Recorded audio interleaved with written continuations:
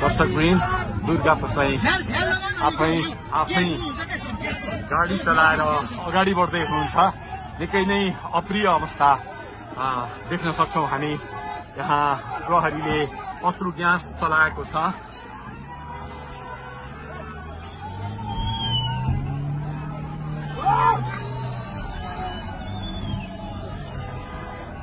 यो तीनकुनेको सडक हो, तीनकुने क्षेत्र हो।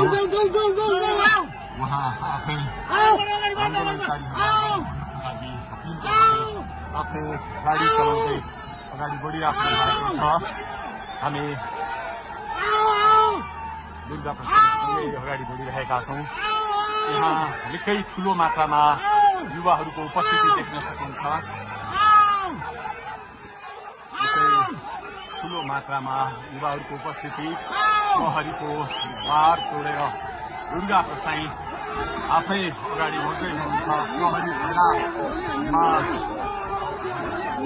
प्रहरीलाई गाडीले पेलेर दुर्गा प्रसाई अगाडि बढ्दै हुनुहुन्छ। अगाडि बढ्दैछौँ।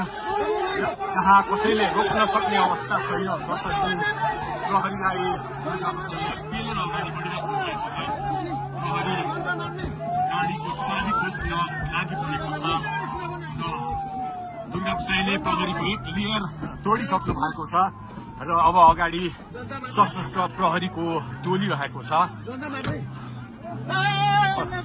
उहाँ अगाडि बढिराख्नु भएको छ। यो गाडीमाथि प्रहरीले अन्धाधुन्दा लाठीचार्ज गरिरहेको छ।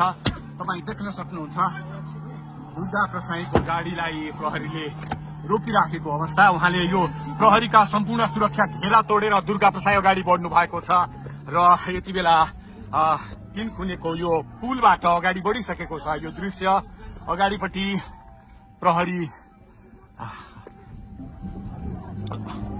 प्रहरीका यी घेरा तोडेर दुर्गा प्रसाई अगाडि बढिराख्नु भएको छ। हामी दृश्य देख्न सक्छौं।